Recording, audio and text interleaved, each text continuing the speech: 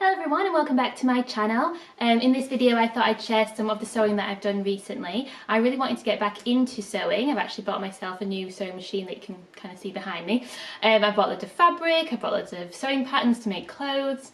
But I thought that I would actually start with something a little bit simpler, so I've made a cushion cover. Here it is. This is fabric that I bought ages ago at my local market. So I'm not sure what type of fabric it is, and it's kind of a blue and grey check, and then I've also lined it in kind of a plain grey kind of suiting fabric. I bought this to make cushion covers with for the living room for a new sofa that my boyfriend had bought, and I had some left over, and I had a spare cushion, the actual cushion bit, that I'd taken out of another cushion cover which I'd got rid of because it was absolutely ancient and needed to be thrown away. And so I thought I would actually get on with it, use up the fabric that I had left over and make a cushion cover for the cushion that I had. So the cushion itself was about, I think it was about 16 inches, which I've measured roughly to be about 42 centimetres, but I haven't probably converted that, so you might have to double check. And I've just made a really simple style of cover. So it has no zip and no buttons and no fastenings, but it is kind of this kind of envelope style, so I can take the cushion out if I want to be able to wash the covers. And I would just wash these at like 30 on a coolish kind of a wash, and I think I have put the other ones in the washing machine and they were fine. And it also means that it's really simple to make and it looks quite neat without too much effort.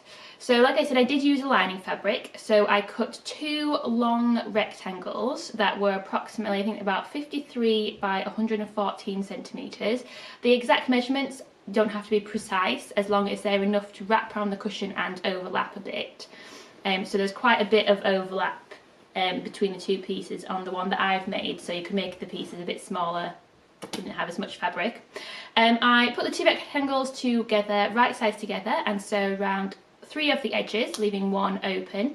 I then turned it inside out, or right way round, and then I just, as neatly as possible, sewed up the open edge. That edge is the one that I've used on the inside for the fabric that's kind of hidden away. So although I did do it reasonably neatly, it doesn't look quite as neat a finish as the other edge, so I've just kind of hidden that a little bit. You then just take the rectangle and you just fold it over. This is quite hard to explain.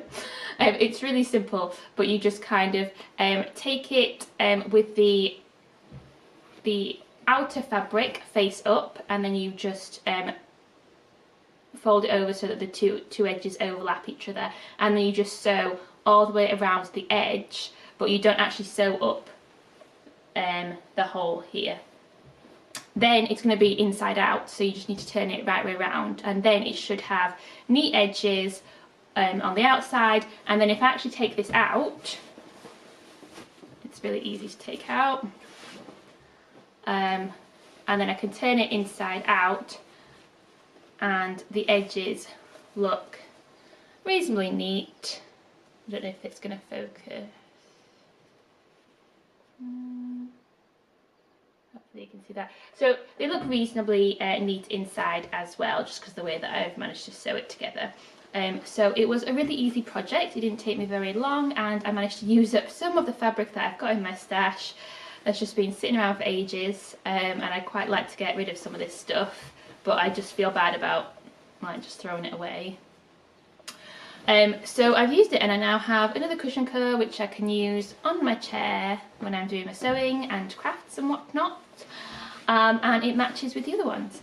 So I am pleased with this little project, and I just thought I would share it with you because it was quite a nice, easy project to do.